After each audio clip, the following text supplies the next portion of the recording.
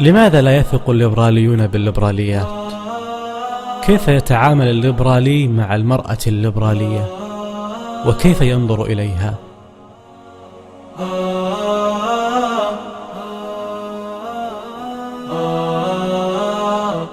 بعيدا عن التصريحات الرسمية والمعروفة حول حقوق المرأة، لنستعرض سويا شهادات وتسريبات من الداخل الليبرالي والصحفي، ربما تحمل إجابات واقعية. منصور المقيدان كاتب صحفي يتمتع بالعضوية في النادي الليبرالي، ولديه خصومة معروفة مع الإسلاميين بشكل يقطع الشك بأن يمكن أن يتجنى على الوسط الليبرالي. لنستمع ماذا يقول في لقاء له عرض على قناة الحرة. ربما مع الأسف كثيرا ممن ينظر إليهم على أنهم مثقفون وأنهم أصحاب رؤية واعية وراقية ومتحررون يعانون من هذه المشكلة الكبيرة مع المرأة. كثيرات يشتكين من أن كثيرين منهم ربما يريد أن ينام معها، يريد أن يصاحبها، يريد أن يصادقها، ولكنه يفاجئها يوما ما بأنه لا يستطيع أن يتزوجها لأنه لا يريد أن يتزوج امرأة متحررة، وهو نفسه ربما في كتاباته، ربما في رؤيته وفي حديثه وحتى في ظهور الإعلامي كلهم يتحدثون عن حقوق المرأة وتحرر المرأة، ويتحدثون عن تحررها وعن يقفون ضد تقييدها، ولكنهم في النهاية يقفون مع تقاليدهم البالية التي تنظر للمرأة بنوع من الانحطاط والاستصغار. وأنا تفاجأت فعلا أن من أكثر من زميلة من الزميلات يعني أن هناك آخرين فعلا ينظر إليهم على أنهم قدوات في الحديث وينظر إلى شجاعتهم في الحديث عن المرأة، لكنهم يتحدثون لكنهم يتعاملون مع زوجاتهم ومع الأخريات بشكل متخلف مع الأسف الشديد.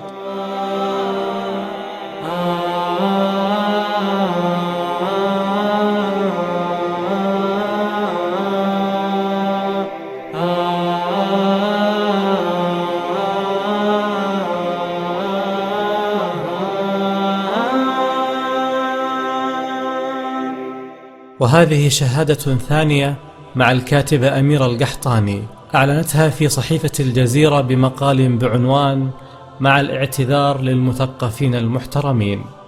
تقول الكاتبة: وعندما اقتربت من هذا الوسط الثقافي وتعاملت من بعض المثقفين فيه، اكتشفت أنني عشت كذبة كبيرة، وأن الإنسان الناقص يبقى إنسانا ناقصا حتى وإن حمل شهادة عليا، وإن قرأ ملايين الكتب.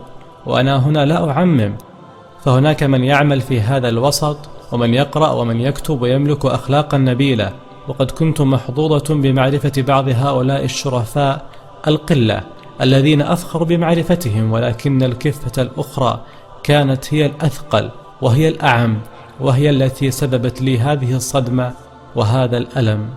للأسف أقولها وأنا أحترق ألما على عالمي الذي خلته جنة من جنات الدنيا، هذا العالم الذي يحمل الكذابين والمنافقين والوصوليين والنسونجيين.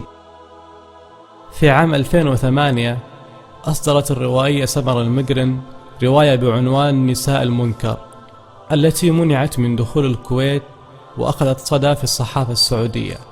بعد ذلك أجرى معها الإعلامي خالد العلوي حوار منشور بصحيفة الصوت الكويتية، وتضمن شهادة فاجأت الجميع. تقول سمر المقرن: الليبراليون في السعودية يتمسحون بالليبرالية وهم أبعد ما يكون عنها، فالليبرالية تعني الحرية وتعني الانفتاح، لكنهم ينظرون إلى الليبرالية من الجانب التنظيري فقط، فعلى أرض الواقع كل تلك التنظيرات تتبخر وتعد كلاما على ورق، كما أنهم ينظرون إلى المرأة باعتبارها ماكينة تفريغ أو أنها وسيلة للترفيه والمتعة والجنس فقط، وينظرون لها نظرة لا أخلاقية. وهذه الكاتبة الليبرالية نادين البدير سبق أن كتبت شهادة عن أخلاقيات الداخل الليبرالي، وهي منشورة في صحيفة الوطن. تقول الكاتبة نادين: من السهل الكشف عن أولئك الذين يدعون الليبرالية دون أن يؤمنوا بها أو يطبقوها على أنفسهم، فحياتهم الخاصة مليئة بالمفاجآت التي تعكس ازدواجية بالشخصية أو نفاقا للمسؤولين أو مجاراة للموضة السائدة. ذهلت مؤخرا حين علمت أن أكثر مثقفين تحررا وأكثرهم سخرية من واقعنا، من ظلمنا لأنفسنا، من ظلمنا للمرأة، هو رجل ظالم متزوج من 4 نساء، وينتقد في كتاباته التعدد، وينتقد الخيانة الزوجية.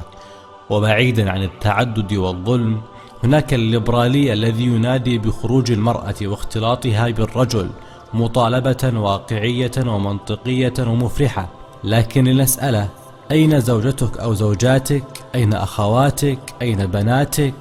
هل يخرجن فعلا ويختلطن بالرجال لتكون أنت القدوة الأولى أمام مستمعيك؟ أين نساء عائلتك؟ عن الندوات التي تعقدها مع غيرك من المثقفين، وعن تجمعاتكم الليبرالية المتحضرة؟ ماذا؟ نسائي لم ولن يكشفن على مخلوق غيري. لمن إذن توجه دعوات التمرد؟ إنها لنساء الغير، لزوجات الغير وبنات الغير. وهذا مقال آخر للكاتب عبد الله بن بخيت نشر في صحيفة الرياض بعنوان جمال المرأة. يقول: أحيانا تبرز من بين مفردات الوجه مفردة واحدة تنفرد بالجمال، نقول البنت هذه عليها عيون أو شفايف أو خدود، وإذا دققنا سوف نرى أن الأنف إما أن يخرب التركيبة أو يضفي عليها سطوة الجمال الذي تأخذك إلى جحيم المتعة. من عادتي إذا جلست أنتظر في مكان عام، مطار دولي مثلا، لا أضيع وقتي بالهواجيس أو القراءة، أقيم مسابقة جمال فورية لكل النساء اللاتي يمررن أمامي. في عام 2004 التقت الصحفية إليزابيث روبن ببعض الكتاب الليبراليين السعوديين، وكان من ضمن من قابلتهم هو الكاتب الليبرالي عبد الله ثابت صاحب رواية الإرهابي 20. تقول الصحفية إليزابيث في صحيفة نيويورك تايمز: بينما كنا أنا وعبد الله ثابت نلتف حول جبال عسير ذات القمم الصخرية الحادة، صادفنا على المنحدرات الصخرية مئات القردة من فصيلة البابون، وكانت تمارس الجنس وتستمني وتعوي وتضحك. تمهل عبد الله في سيره وأخذ يستمتع بحيويتها، ثم قال: أتمنى أن أعيش مثلها، ثم واصل مسيره.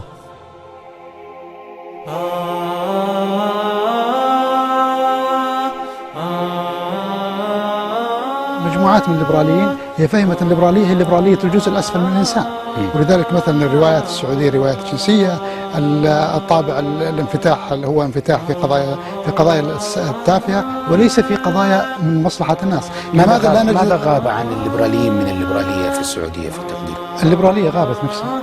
الليبرالية غابت نفسها. الليبرالية غابت نفسها.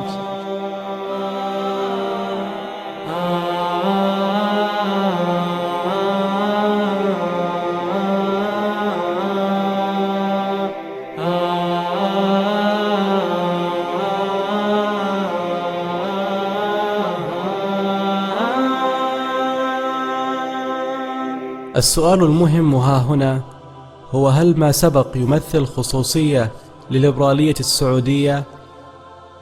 الأمر قابل للأخذ والرد، لكن لنستمع إلى هذه الشهادة من المثقف اليساري أبو علي ياسين، إذ يقول في كتابه أزمة المرأة: فحتى الرجل المثقف في مجتمعنا يدعو إلى المساواة ويطالب المرأة بأن تكون ندا للرجل، لكنه نادرا ما يتزوج هذه المرأة المتساوية معه أو الند له. إنه يقبلها صديقة، رفيقة، زميلة، لكنه يخافها ويبتعد عنها كزوجة. والفتاة التي تعقد صداقة مع شاب على طريق الزواج تخاطر بأن لا يقبلها رجل حتى لو حافظت على غشاء البكارة، إنه يريدها غرة، ولذلك تراه يركض وراء المراهقات.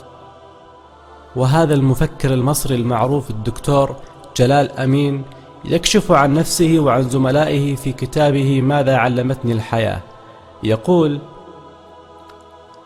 وكم ظلت رؤية وجه جميل لطالبة معينة أو أخرى واستثار التعبير الإعجابي منه حافزا إضافيا لدي للذهاب بحماس لإلقاء المحاضرة. وقد اعترف لي مرة أستاذ مصري كبير بأن شيئا كهذا هو الشيء الوحيد الذي يجعله يطيق مهمة التدريس أصلا.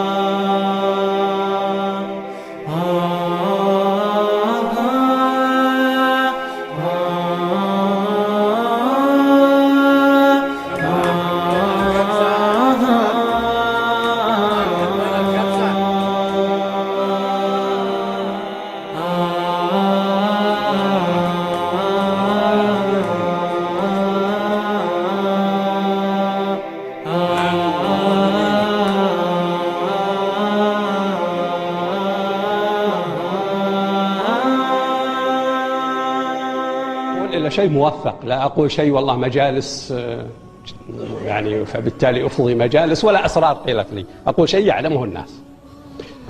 قبل بضع سنوات كنا في الكويت في مؤتمر في المجلس الوطني للثقافة والفنون، ومعنا الدكتور تركي الحمد، وألقى الدكتور تركي ورقة عن الليبراليين السعوديين بناها على قصة.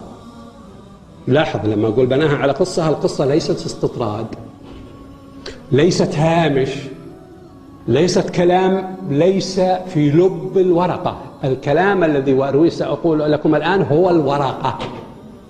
بناها على قصة لمجموعة شباب في أمريكا جلسوا جلسة يحتسون الخمرة، الرواية من تركي، وأثناء ما شربوا سكروا، فهذا سب قبيلة هذا، رد عليه هذا وسب، وانتهت بالسكاكين. يقول تركي بالقصة ذي إدانة للليبرالية السعودية أنها ليبرالية هشة لم تستطع أن تتجاوز القبائلية، لم تستطع أن تتجاوز المخزون الذي فيها. هذا واضح. لكن الإشكال والذي جرى بالمناقشة بعد ذلك أن كل الذين ناقشوا تركي بعد ذلك قالوا له أنت قلصت الليبرالية إلى كأس خمر.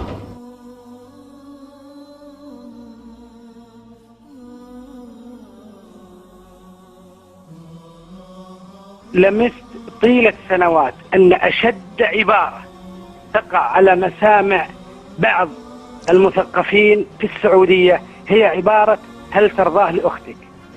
والله هناك محاولات مستميتة لوأد هذه العبارة، يريدون أن يطمسوها، يريدون أن يسفهوا من يرفعها، لأنها العبارة الوحيدة التي تقض المضاجع. عندما تقول له هل ترضاه لأختك فأنت تقض مضجعه. أي رجل حر شريف لا يمكن له بأي حال من الأحوال أن يأتي بمحارمه وصفه كهذا يمتلئ بالمخالفات الشرعية. وأنا من خلال برنامجه أتحدى جميع من يقول بغير ذلك أن يذهبوا للمحكمة. أنا أرجوهم، أرجو الأخ عضوان، أرجو الأخ عبد، أرجو جميع المثقفين الذين خالفوني الرأي، أرجوهم وأتوسل إليهم أن يذهبوا للمحكمة. أنا وقفت على مخالفات شرعية لا يرضاها رب العالمين. الأخ عبدو لم يقدم لك المعلومة الحقيقية، قال أن الاختلاط والأشياء هذه تحدث أمام الكاميرات. لا، الكاميرات تغلق عند منتصف الليل. أنا أتحدث عما يجري بعد منتصف الليل، أتحدث عما يجري عند 3 صباحا و4 صباحا، عندما تجلس سيدة في وسط الرجال وتحسر وترمي حجابها بعد 3 صباحا وتقهقه وسط الرجال وسط أضواء خافتة. هذا مثال واحد فقط لمخالفة شرعية يرفضها الرجل الحر الشريف. الشتائم والتشكيك ليست من أخلاق الرجال. الرجل الصادق يقابلني في المحكمة، أليس في هؤلاء رجل رشيد واحد يقابلني في المحكمة؟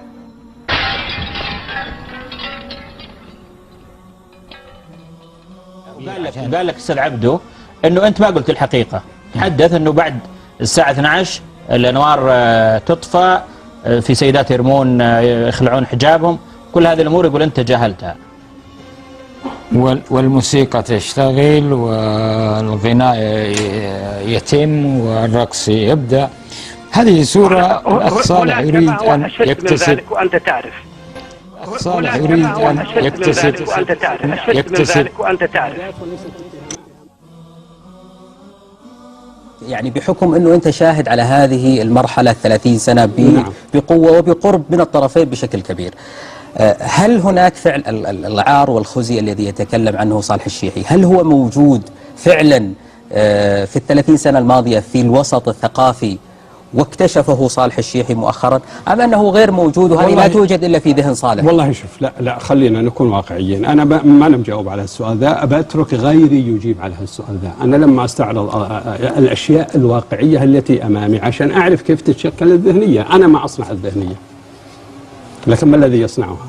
خذ برنامج طاش ما طاش عن الليبراليين ولكن وتذكره، خذ مقالات سمر المقرن، دين البدير، ليلى القحطاني، خذ منصور انقيدان وشهادته، خذ الدكتور محمد القويز، خذ حزام العتيبي أخيرا يعني والدكتور صنهات العتيبي أيضا مع صالح الشيحي وغيرهم، خذ تركي الحمد ومحاضرته في الكويت.